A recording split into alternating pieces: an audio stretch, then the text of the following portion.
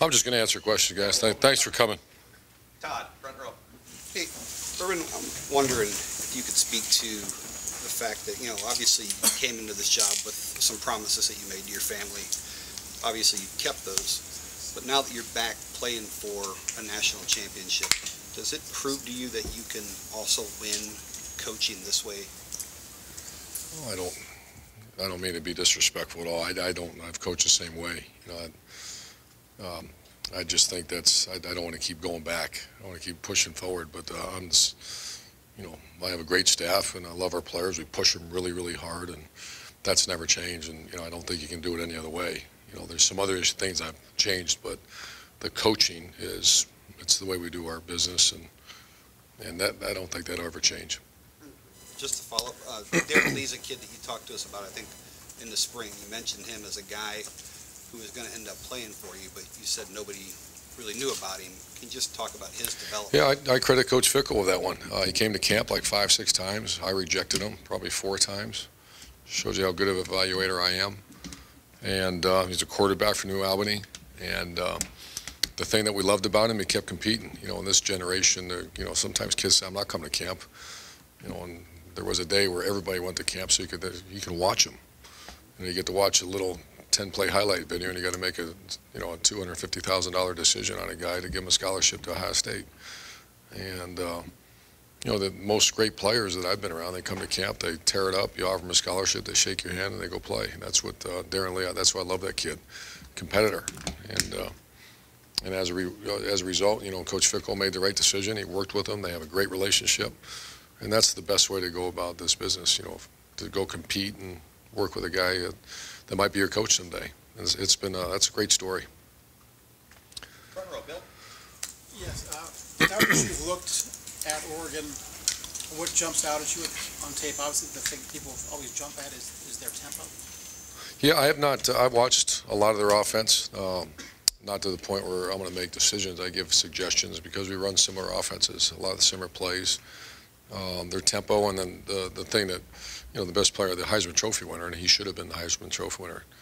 I'm glad he got it. For a lot of reasons, I'm glad he got it. I just love who he is, and I've been around him. When he was a young player, I went out there and visited, and I remember them telling me about him. I think Chip recruited him when he was, is it Puno? Which high school is it? I know it.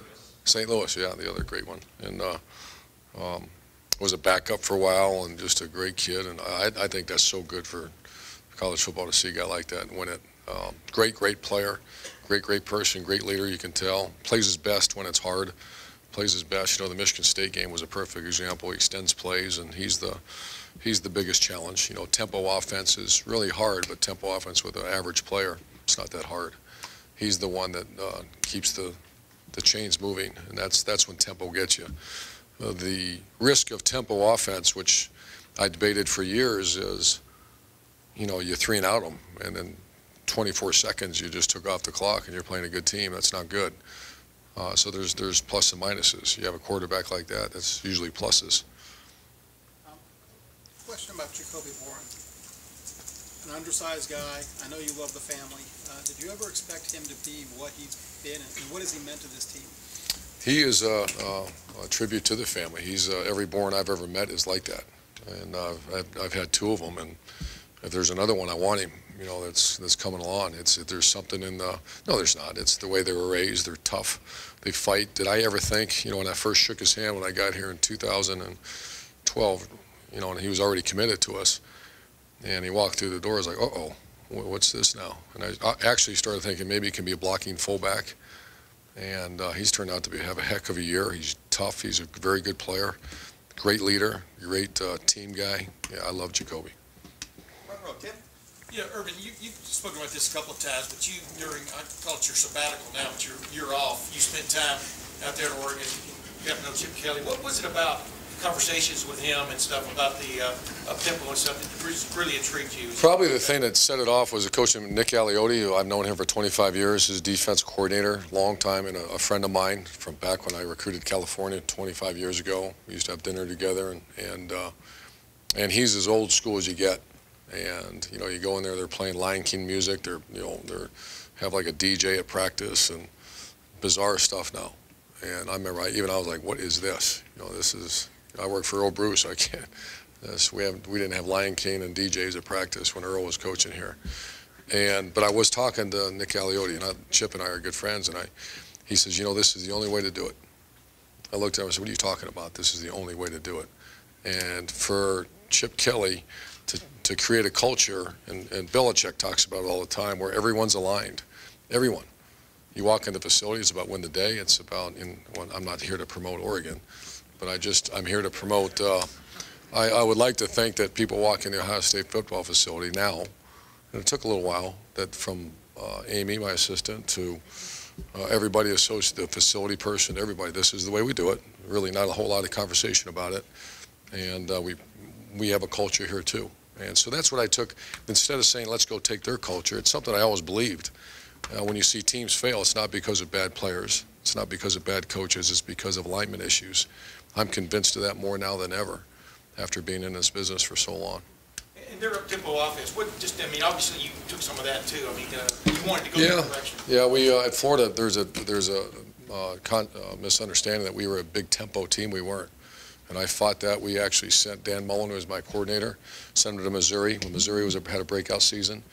And they came back, and I snatched that after about 4 days of spring practice.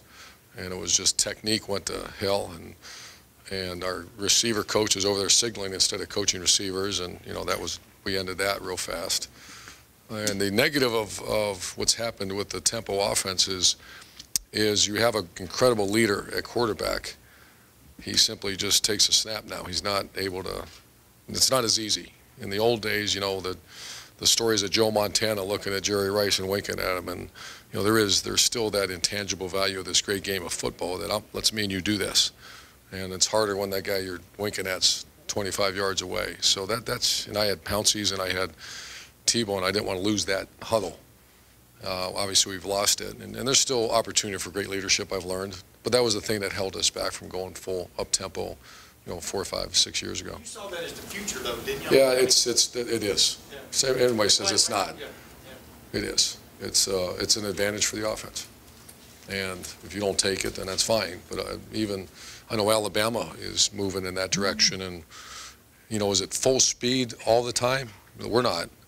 But there's certainly, that gives us an advantage at times. Front row right, Austin. Perfect. I know your overall offensive philosophy doesn't change regardless of your quarterback. It seemed like there were tweaks along the way from Braxton and JT seemed more horizontal with the passing game. Is Cardell, it seems like it's more vertical. Is that fair? That's more the defense we're playing. I think that's very observant, and that's true if you did a little chart like we do. There's more downfield throws. The last two teams we faced challenged us to go do that. There's some teams we played this year when they're off, you have to take the underneath stuff. And, Wisconsin was going to be, we knew what we were getting into, and it was going to be shot day.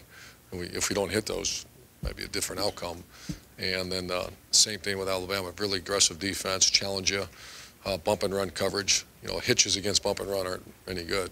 Soft quarters is when you see us take the short stuff. So that's more, I wouldn't say it's more the personnel, it's more what the defense gives you. With Evan Spencer, you've talked about how valuable he's been, not just catching the football all season long, but that last game. Unbelievable. Does that sum it up, throwing a block, throwing a touchdown? He's the MVP. He's the MVP of our team. He's the leader of our team. He's the guy that at the right time I'll probably make an executive decision and make him a captain. He's a wonderful kid that he's really what, to me, football is all about. He's a reason, him and sitting in the special teams meetings, him, just throwing himself in people's way and blocking. And, the play that sprung, the one you're talking about, the one that sprung as Zeke for an 85-yard touchdown he took two guys out. And there's not one person in this facility shocked that he did that. Second row, David. We're going off Austin's question a little bit. Nick Saban kind of made an interesting comment after the game that Cardell was kind of opened up and maybe showcased your outside speed in a way he did not see on film the first 11 games. You mentioned it was maybe what the defense is giving you, but all your quarterbacks have different skill sets. What maybe does Cardell give you that makes it a different look? He's a better pocket guy because he's big. With Braxton certainly early in his career, he was a guy that we try to move around a little bit. You know, first one reason was our offensive line was just starting to be good. You know, and you have to help them out by moving the pocket. And he's dynamic outside the pocket. JT is a 6 foot. You know, he'll tell you he's 6'2", he's 6'1". He's not. I don't want to get into what he is but he's a great player. That you know, there's times where he's a very good deep ball thrower too. The one thing, all three of those guys are very good deep ball throwers. But Cardell is the first guy I've had, I want to say, since Alex, that is up there that can high to low a pass over the top of a defensive line, and that's rare. That's hard to find those guys. Front row, Dave Biddle. Your punt return game struggled against Alabama. Granted, you're facing an excellent punter, but what can be done to tweak that at this very late stage of the season? Just your thoughts about that. Yeah, the kick return struggled too. You know, our return game at times this year was good. I don't know if we are. Kerry's going to do that with our special units tomorrow, but we led the nation in field position. Number 1 on offense, number 1 on defense, and I don't know if they say that's never been done before. And that's when you see those signs. I guess they're covered up, but there's signs that talk about field position in here nonstop, and it's called the plan to win, and it's something we spend a lot of time on, and it's just a great example of when it's no longer theory. I call it to our players, it's no longer theory, it's testimony. That how do you go win a game? In theory, this is how you win it. Then we can prove it now when we do all kinds of statistical conversation with our players. So to answer your question, it was the first time since, I want to say, the first or second game we didn't return the ball outside the 20 on a punt, on a kickoff, and we did it twice, and punt return really struggled. So what can we do? We just work hard at it. It's not just the returner, it's the hold-up guys. And we realized we faced a bunch of talented guys too. Their coverage units, Alabama's, were excellent. Parents being able to travel to bowl games, parents of players, I know you've been outspoken about this. What do you think can be done? I know they get $800. Do you think everything should be paid for? Do you think there's middle ground? No, you can't do that. I think each family should get a stipend, and I'd be disappointed that doesn't happen. I'm waiting for one of you guys to just blow it up, and no one seems to want to do that. I don't know. More than a stipend than what they get right now. Do they get $800? Is that right per? Yeah, my family couldn't go there for $800. Right, So I'm the Big Ten Commissioner's office. I imagine you give them $800 each. And give our coaches $800. It's all across the board. Our administration, you guys get $800 to get down there. I just don't think that's right. And it's a 15-game season now. It is what it is. You have 85 scholarships. That's a lot of wear and tear on these players. I'm noticing it. I can see it. And I've never practiced like this. We're being very cautious right now because your bodies weren't meant. This is back when they did the 85 scholarship rule. There's 12 games. And the 3 that they added aren't against 1AA or, whatever they say, the smaller schools. The 3 that you're playing are Wisconsin, Alabama, Oregon. Just throw those on the end of the schedule. And that's why when I hear people make, these committees, you need some coaches on these committees to have some really good conversation about players' families and wear and tear, and maybe less about TV contracts. So that'd be real interesting. You guys are allowed to write that. Stir it up a little bit. But if you push that through official channels, I'm trying to coach our game, man. I can't. It's your job. That's other people's. I know Gene Smith. The great thing about Gene Smith, he's practiced. He's a football player. So when I have good conversation with Gene Smith, it's not now. What about the billboards? What about the? Are we going to sell the shirts? Or are we not going to sell the shirts? What about your jacket you wear on the sideline and all those things? And I get that. That's all important. But when Gene Smith, and that's why I have so much respect for him, when you talk about the player, he looks at me and he goes, I understand. I got it. Here's what we need, Gene. Here's why. I'm good. And he's played football before. And that's why I heard someone said he came out and said that he's going to, that doesn't surprise me one bit, because Gene Smith understands the student athlete. Front row left, Doug. Urban, beyond tempo stuff with you and Oregon offensively, just the way you attack teams with play calls and that kind of stuff, how similar are we talking about philosophically? Well, Tom is a disciple. He studied it for many years. He studied, actually Chip Kelly first started studying when I was at Utah. He went from New Hampshire and he started that evolution, and that'd be a good conversation for Chip. But there's a lot of similarities between the two programs. as far as how do you go attack a defense. And then what is that? How does that play into this game at all? Is your defense used to playing against your offense so they can defend Oregon? That's a great question. I think what remains to be seen. I know I've gone in there and tell our defense what we don't like, what bothers us, and I'm sure they're doing the same thing. They see it every day in practice. So, and there are some things they do much better than we do on the perimeter, and there's things we do a little better than them. So it's not exactly the same, but there's a similar philosophy. So I'm sure there's a lot of conversation between the two staffs, more than normal games. And before last season, we talked so much about the 1,000-yard rusher and what Carlos did last year in this offense, what Zeke has done this year in this offense. And you told us this since you got here, but that power run aspect of what your offense does, with what we've seen Zeke and the line do the last 2 games, just how vital is that to how you guys attack things? Yeah, there was a hit on our, so you never had a 1,000-yard rusher, and then one year I had 2 900-yard rushers. We're always, guys get hurt, or it's not by purpose. Sometimes we have 3 good running backs, and they'll have a lot of numbers. So it's worked out the last 2 years. I don't hear that much anymore, and I think we're going to get a 2,000-yard rusher someday. I would love to have that, but that's usually we don't like to, we have other good players that touch the ball. The thing I look at the end of the year is more rushing yardage. And we try to be a top 10 in the country rushing, and most of the time we are. Most of the time we're a very good rushing team. It just depends on, your personnel and who's actually carrying the ball. And it's all about the development of the offense line. So, the concept of our offense is a power offense in a spread set. That's ours. It's not the chuck and duck and basketball and grass and all that. It's a power offense. And that's why when I first, I'll go to recruits home and say, well, you guys, rushing the ball. Like, what are you talking about? And then we have to be armed with all the stats, which we are.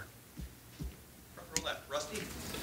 Urban, you talk about wear and tear on the players. I'm wondering, when you came here, there were some who questioned your health situation. I'm just wondering if you're living up to what's up on the wall. Doing great, yeah. Everybody's okay with your family? They all think that you're doing everything you're supposed to be doing? Great. Yeah, they like winning. It's a bunch of smiles. Yeah, everything. Thanks for asking, and everything's great. It couldn't be better, and very blessed. And it's a challenge because you get consumed, and there's a little consumption right now. You're down to the 11th hour after this one. After the 12th, and you get a little time to take a deep breath, and everybody gets that. But that doesn't mean we all watch out for it like a good family. How's it going? And how's your weight? How's this? And you need to lose weight now instead of you need to gain weight. And did you have any doubts at all losing a 1,500-yard rusher, wherever Carlos was? Yeah. Have that fall on Ezekiel's shoulders? Well, here's an interesting stat. We have 7 players off of last year starting in the national. I don't know if it's ever been done before. 7 players left our program a year ago and are starting, not playing, not backups, not practice squads, starting in the National Football League. In the history of college football, I'd like to know if that's ever been done. I don't think it has, starting. That tells you how good that team was last year. And you take 3 offensive linemen, you take the starting tailback, best receiver, best linebacker, and best corner. I think there might be another one in there. There's 7 guys starting. That's why I knew that, when especially the 2 juniors left, Shazier and Roby, and as a coach, you're like, how do you replace that? So I thought a year, and I thought these young kids were pretty good coming up, and that's why I made a comment. In my own heart, I said, this is, 15? This 15 team is watch out. And then they got better and better and better and better. That's the great thing about college. You're a pro, you don't probably see that much improvement because they're veterans already. Did Elliott in particular step in for Carlos? We had big plans for, we had a lot of confidence in him. It started kind of slow. His last 2 games are really productive. He's a little tougher than I thought he would be. His post-contact yards are probably a little bit more than I thought they would be. He's a really tough runner, and so a little bit surprised. But it's not like we didn't have high expectations for him. Far left, Matt. I remember you saying when they came up with the playoff that you can't imagine having to play a game and then preparing for another one. And I'm just wondering, you're living it right now. How is it? How difficult is it, or is it just a grind? I ask our players. I'm not one of those guys been known to say, I check with our players constantly. Now, the guys I trust, how you hanging in there? I mean, that last game, that was a hammer now. I mean, even our players looked at me after the game like, wow. Because Alabama, especially in the trenches, you face a team like Alabama, I mean, gigantic human beings. And so, I'm watching it like I never have before. I mean, from the amount of contact we're having to off their feet, and that's for my strength coach. And we have a performance team here, and we use a GPS system. We do hydration, so we test our hydration every day. And that's where I think this game has changed, and it's in a trajectory where it's really good for the player, because you try to keep them out of harm's way as far as your body. The soft tissue, I can go on a dissertation about this stuff because we've studied it so hard, but the soft tissue injuries should not, if you do a good job, your strength staff, performance team, that player shouldn't go out there if they're dehydrated. And there's much better ways to find out now than there was years ago. So, and I'm telling you, for 15 game season, I don't know if you could do it any other way. You old school it with 15 games, you go jog out there with 35 players. So you have to be very cautious. Do you have, I mean, this sounds silly to say because you're playing for the national championship, but do you have any concerns to get back to that level that you were at in the Sugar Bowl, next Monday night? That's our concern. And then getting ready for a tempo offense, which means you got to be practicing hard. That's what you just said is the concern for this game. Far left, Pat. Yeah, Urban, you touched on it a little bit, but your 2013 signing class, what surprised you most, I guess, about their maturity and being ready to play and be impact players this quickly? Yeah, really disappointed we didn't play them. A lot of those guys redshirted. And there was some, I was very disappointed, and they weren't ready. We don't redshirt. It's not like we're going to say, hey, let's save them for this, 15? Hey, let's save them for the 17 year and let's have a heck of a year. You can't do that now because they're all gone anyways after 3. If you're a great player, you're gone. So play them. If they're not good enough, don't play them. And that's the mentality we have when we go out and recruit. When they're here, we don't talk, well, we're going to save you and let you mature a little bit. That used to be a big deal in college football. At this level, and Pete Carroll, I stole from him one day I was listening to him talk at USC back in like '06. And he says, we don't redshirt guys here. I thought, how cool is that? Go out and recruit guys that can go play, because kids want to play. So I was disappointed, Pat, that they didn't play more their first year, because there's a handful of those guys are redshirted. And some of those guys won't be here for their 5th year, and so we screwed up. We didn't get another year out of them. But now the level they're performing at. Oh, yes. Am I surprised? I'm sorry. What? Just the number of guys from that class that are performing really well now for you, does that surprise you this year? I think that Darren Lee, Eli Apple, Joey Bosa does not surprise me. Ezekiel Elliott, someone, you gave me those names one day. We were walking off the field, and I was like, wow.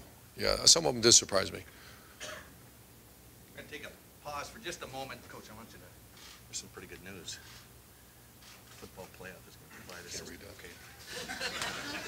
The college football playoff per NCAA rules is going to provide $1,250 per parent for the families this year. That's great. This year? This year. It's just. You sure I can say that? Yeah, it's blame awesome. So apparently, we just saw a release from Gina Leahy from the college football playoff that has come out that per NCAA rules, the college football playoff is going to reimburse families of the players up to $1,250 per parent to go to the game this year. Yes, maximum per parent. So two parents. So that's $2,500. So $2,500. There you go. Nice for job. this year's game. Just coming out. Can you react to that? Yes. Clay, you're next. Go ahead. That's great. That's the best news I heard. Yeah, go ahead. That's great news. You started the fight, and I know Andy Apple, some of the parents on this team have been quite vocal about it. And Gene, don't forget our athletic. Gene Smith's a powerful man in the sport, and all due respect to all other ADs, that's for him to step out on the line like that. That's good. That's good. I'd like to see our commissioners jump out on deck too and say this should happen, because they're all employees of the student athlete. Student athletes don't work for us. We would take them away, and how's our job? Take away the student athletes and who you coaching, who you AD, and who you commissioner for. And that's where I'm really fired up over that, Jerry. That just kind of made my day. That's good. So families get to watch their son play in the first ever national championship with providing hardship that they'll have to take loans, or worse than that, you're going to take it from someone that you're not supposed to take money from, and then we'll miss a bowl game. That's outstanding news. Will you see that, Jerry, that go from 800 for Ohio State up to 2,500? I don't know. I'm just reading it, but I would assume assume that Ohio State is still going to provide its reimbursement for that. Coach, could I ask you one other thing? Just how your preparation for this game differs from the two title games you've won. Do you go back in your notes at all? Yeah, went back, just practices are a little different. You know, those ones we had 37 days to prepare. I remember in 06, I think it was 37 or 47, it's some ridiculous number. And that was the 06 was the first one that was removed from the traditional bowl date. So it's just a much different. This is a one-game shot that really have 4 practices and shoulder pads. And tomorrow we're going to give our guys a day off of practice, not a day off of preparation. But you just can't go any. The tempo we went the last 3 days, you just can't. Or you're going to break them down. Second roll left. Hireman. Hireman is what's the word? Probable. And Dontre Wilson is probable now. Second row left, Marla. You mentioned on the TV and the basketball game about the Penn State game, sort of you felt like that was kind of the, I don't know, turning point. I just wondered if, was that mentally? Mental and toughness, and you don't win that game unless a group of players like Billy Price, one of the Pat was talking about 2013. He's part of that 2013 group that grew up. He was not very good. He was struggled last year, struggled early in the game in the season this year, and every player has it. When you become a player, it's like it's time, and that was his time. And he did a great job against a very good defense line. And I'll never forget looking out there and seeing that student body, 110,000 people, that it was scripted. I'd say 99% of the time you lose that game. It was scripted that way. They came back, we fell behind, and they scored in overtime. And we got to go down there and score with a freshman quarterback and a freshman lineman and freshman this, freshman that. And they toughened up and got it in there. Back row left, Ari. Urban, every year you're going to take 10 to 12 in-state guys per class. And it was kind of the same way in Florida just because of how much talent is in the state. Can you imagine how hard it might be for Oregon to put together full classes when 95% of their classes are from out of state, far away places? Because you get to jump off after you get the foundation and maybe spend more time on. Can you comment maybe back on your time at Utah? Yeah, Utah had the same issue. You know, I talked to other coaches in other states that have that, and that's hard. Matter of fact, when I was offered the job at Utah, that was the only thing that was, because there's great football players in Utah, just not enough of them. So that's certainly, it's a little bit of a challenge, but obviously they've overcome it because there's a bunch of great players there. You've been a proponent of alternate uniforms and things like that because of the impact it has on recruiting. How much do you think? Not really. A proponent? I just say okay. Yeah. A big difference. Yeah. How much do you think that having Nike uniforms and gear and things like that can have an impact on an individual? Nike's cheating, man. I'm saying that because the owner is a very good friend of mine. Every school has their niche, and God bless Oregon for finding their niche, and that is a huge part of it, man. Their new uniforms, the stuff, and do we listen? And we're big Nike people here as well, and when they bring something to the table, it's hard to say no. And I always ask our players. I ask Archie Griffin. I ask Gene Smith, because this is different now. Ohio State, you start going too far, and there's a lot of old timers out there, me included, that get a little nervous that you start straying away from the old traditional stuff. So you have to be careful. And I think we're classy, yet we still maintain our traditional uniforms. I hear we have new ones. I haven't seen them yet. Do you think that, like, whenever you're talking to, whenever you're on the trail, do you guys ever address that with players? Recruits? Yeah, yeah. How much do they like that stuff? They love it. I bring pictures and all that. Act like I like it. I've become a proponent of it. If we could try to hold to one question, just because I want to be able to get everyone who wants to ask a question an opportunity. Second row, Bob. Urban, in your experience, either as a coach or as a coach, do you recall a situation similar to Cardale's where he came from where he came from, the games of the magnitude that he started now? It could be 3 in a row. Bob, I don't think so. Tom Herman and I were talking about the other day, and we kind of had a quick run down history lane here, memory lane, and I'm not sure I have, and there's not many people in here that really know how far Michelle is. is mentor and guidance. You know, 'cause sometimes you hear the word mentor, and I get a cold chill shooting down my spine because mentors, I don't call it, they're the third uncles. Third uncles aren't good. They're bad because third uncles are worried about third uncles. The people that they could have ruined Cardale. He could have been a statistic. There could have been a big asterisk next to his name. Whatever happened to so-and-so, because he was given the wrong information and given the wrong guidance. Instead, they looked and said, "What do we need to do, Coach?" And I said, "This is it, or it's over." And they said, "It's done." Far left. It was great, great story. Tom, no, you're good. Rob Muller, second row middle. Urban, you've been the underdog 5 times since you've been here. You've won them all. Doing something right. How hard do you push that button? And you're at the underdog again. How hard will you play there? We don't do that until it gets close to game time, and that's our strength coach and I just kind of feel where we're at. We usually swing a little bit with it. A little more detail there? Oh, and I don't mean to be like sly about it. I mean, it's just we do. It depends on the team. It depends where we're at. You know, I don't like pull out my underdog script that we have in my file in there. It's what kind of team you got, who we playing.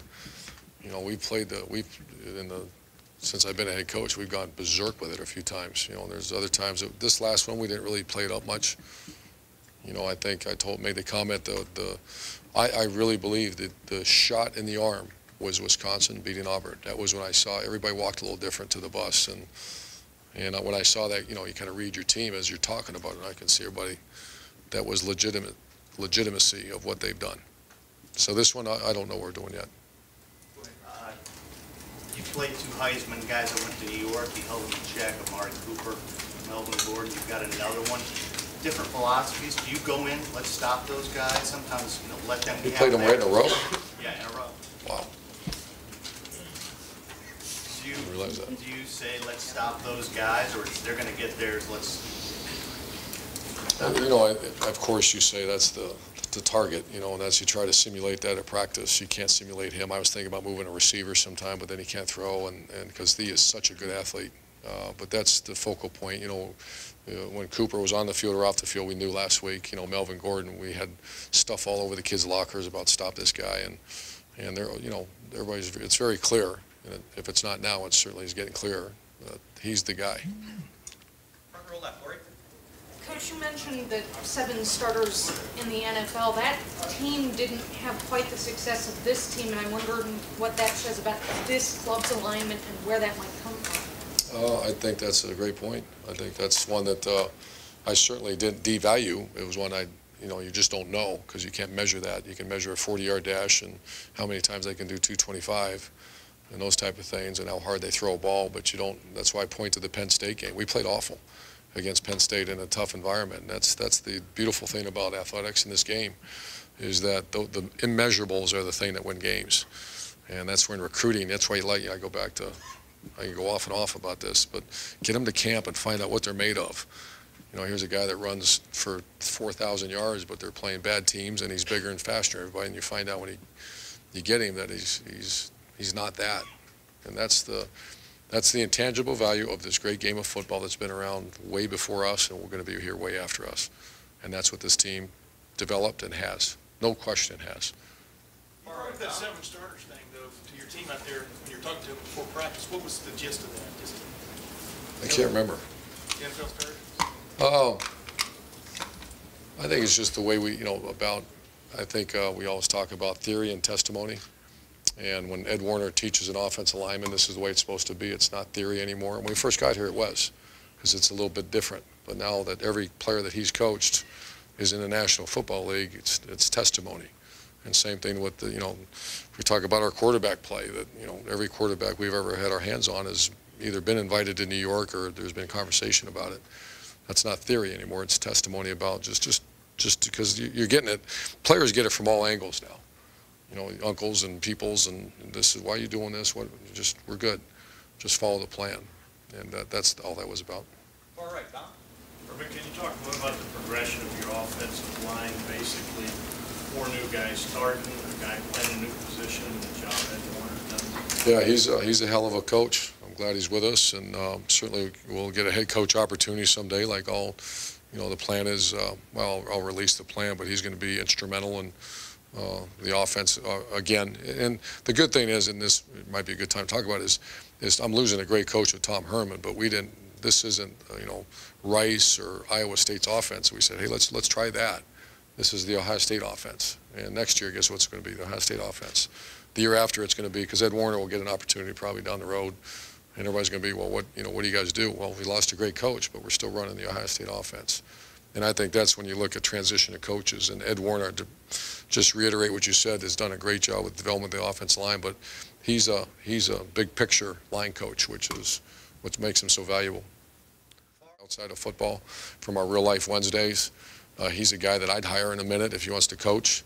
He's a guy that just represents the Perry family and Ohio State the right way. And normally there's a high correlation between that and playing very well on the field, and he's doing it. And right next to Tom, Bruce. It's not been that long since these two teams played in the Rose Bowl. Neither coach is here that was here then, and both programs have been in front of the NCAA since then, taking some hits, some sanctions, but are back at this level pretty quickly. What does that say to you about the programs? Oh, I can't speak for Oregon. I can speak for Ohio State, because I was here during that transition. At a school like Ohio State, you should be able to rally back pretty quick. I do, and that's why, anytime there's transition or issues you have to deal with, sometimes you get a little bit of a void in a recruiting class, and it's amazing nowadays, one year, but we have a really motto around here. There's no excuses from the coaches or players, or I don't want to hear about this. We don't have this. We don't have this, and the previous staff. No, we're good. They're your players now, and they're our players now, and do the best you can with them. So that's what I really admire our coaching staff and our players for. To answer your question, be able to rebound, because it was tough. Now you lost 7 games. They came walking in and said within, I think it was there like 3 or 4 days, by the way, you can't go to a bowl game. And I remember I sat down for a second like, oh no. And not so much for that year, but you lose that recruiting class or a group of seniors who are allowed to get up and walk out that door. You get your brains kicked in that year, you're not going to, it sends you back a while. And what happened was those group of seniors, if you remember, not one left. Not one left. And that was a very bad football team that became very, very good because of their leadership, and they stuck around. And that's, you just bring back some great memories, because that's when this all started, when that group of players said, we're not going to leave here. We love Ohio State too much. And they could all picked up and left. We certainly wouldn't be where we are today if they didn't do that. A few more questions. Gentleman in the third row with the glasses. How much do you live vicariously through the people you lead, and how much personal satisfaction do you allow yourself at this point in the season? Vicariously through people? In other words, do you take joy out of what other people are feeling at this point of the year because of your accomplishments? Oh, I don't know. That's a hell of a question, man. You got me there. I don't know. Well, you're going to stump me there. Apologize for nothing. All right. 1-0. You're up. I'll get you back though. Far left, Marty. There is a second part. I don't want it to be disrespectful. No. Okay. Coach, I hope this isn't redundant, but you've touched on this a bit. But this isn't a normal week. I'm sure you want to try to instill that in your kids a bit, but it's uncharted. What challenges and/or fears does that extra week present? The biggest one is the health of the player. The wear and tear that we have to be leery of. I was kind of worried about. Is there outside influences? I'm really glad we're here. We're not going down a week early and spending a week in Dallas, and I have to deal with all that nonsense. And we're gonna get all our hard practices done. That was I think that's the way they did it was perfect. We don't leave until after our Wednesday practice, which is big. And you get down there, and then they kind of tie you down, and it's not all kinds of, we have already done the bowl experience. So those are my biggest concerns because I didn't do any research on this. When we won the game, I remember, okay, now I look at my strength coach, what's next? And we sat down and started going through, and I was excited that they weren't, because that would be a mess if you had to play another game and then had that same, the bowl experience. That'd be tough. Does that answer your question? Sorry, last 3 questions. Brian? To follow up on the offensive line question from earlier, to run the ball like you did against Alabama, does that tell you that this offensive line is playing at about as high levels as you guys? The last 2 weeks, yeah. Anytime you have back-to-back 200-yard rushers, 200-yard rushing performances by a back. And they protect. You know, the defensive lines the last 2 weeks were different. You know, Wisconsin was much different, and they're more movement-oriented. And then the tree trunks, the big guys against. I mean, big guys that stayed fresh. So yeah, no question. This is as well as they're playing. Last couple questions. Toledo TV. You have 2 years of D'Angelo Mariota, but they only have 2 games on your quarterback. You had a trick play last game. How much of a game of poker do you try to do to keep it to your advantage? Oh, I don't know if there's, because once again, there's been a lot made about the difference between Cardell and maybe JT. For a guy that's very involved in the play calling, there's not that much of a difference. You know, it's very similar. You know, we're not calling more deep balls because Cardell's our quarterback. We're calling more deep balls because we're getting more bump and runs. So I don't think there's much of a chess match. We know kind of what they're going to try to do, and that doesn't mean that there's not a lot of adjustments that go on during the course of a game. But it's regardless if it's Cardell or JT or Braxton. And final question, David. Urbana, Ohio, about an hour west of here, is dropping the A from its name on Monday. It's going to be called Urban, Ohio. Any reactions? Urbana, Ohio is what? It's going to be called Urban, Ohio on Monday.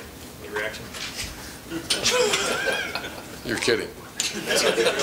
Urbana, Ohio is dropping the A. It's about an hour. Wow. That's very nice. Thank you. Thank you very much.